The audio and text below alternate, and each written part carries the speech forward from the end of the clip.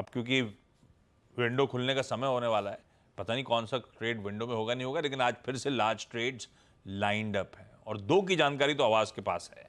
हर्षदा, कौन कौन से? कैथलिक सीरियन बैंक और आर्चियन केमिकल्स। कैथलिक सीरियन बैंक में एफआईएच मॉरिशस करीब 9.72% हिस्सा ऑफलोड करती हुई दिखाई देगी। 352 रुपए 40 पैसे के आसपास से सौदा होने वाला है। टोटल डील साइज करीब 595 करोड़ के आसपास रहेगी और प्राइस अगर देखेंगे आशीष, 1% के डिस्काउंट पर यह सौदा होता हुआ दिखाई देगा। इस पर्टिकुलर डील के बाद एक लॉक इन पीरियड रहेगा करीब 90 दिनों का। Post stake sale FIH Mauritius करीब 40% स्टेक सीएसबी में होल्ड कर रहा होगा। अब आते हैं आर्चियन केमिकल्स पर। यहां पर India resurgent fund scheme 1 and scheme 2 के साथ पिरामिड नेचुरल रिसोर्सेज करीब 10.13% इक्विटी कंपनी में बेचते हुए दिखाई देंगे। 819 करोड़ की डील होती हुई दिखाई दे सकती है। यहां पर अगर आप ध्यान दीजिएगा 655 रुपए प्रति शेयर पर सौदा होने के आसार हैं, यानी कि कल की क्लोजिंग प्राइस से 5.3% के डिस्काउंट पर यह डील होगी। तो ये भी काउंटर आप रेडार पर रखेंगे। दोनों सौदे भाई, देखते हैं अब कौन सा ब्लॉक विंडो जो 8:45 से 9 के बीच में खुलेगी उसमें होता है। उसमें हुआ मतलब बढ़िया डिमांड थी, हाथों हाथ ले लिया गया, सौदे बाजार खुलने से पहले निपट गए।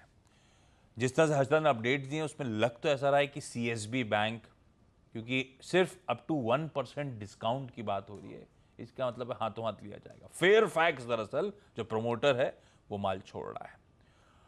आर्चियन की जो डिस्काउंट है वो 5-6% के आसपास है, वहां पे भी 10% हिस्सा बिकना है। देखते हैं अभी कब, जब ट्रेड्स अपडेट होंगे तब बातचीत कर लूंगा। लेकिन सीएसबी बैंक की पोजीशनिंग पूछ लेता हूं क्योंकि उसमें डिस्काउंट है नहीं और शायद ज्यादा उसमें प्रेशर बनना नहीं चाहिए लॉजिकली। मानस, चार्ट्स पे कैसा लगता है ये सीएसबी बैंक?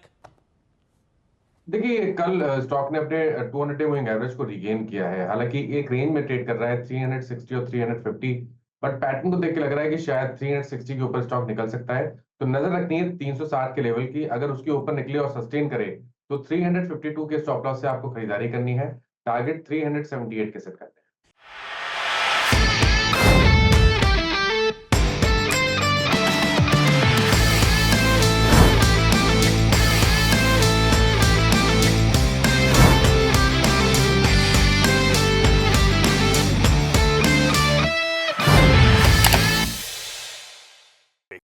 बता दें कि मनी कंट्रोल पर दिए गए विचार एक्सपर्ट्स के अपने निजी विचार होते हैं।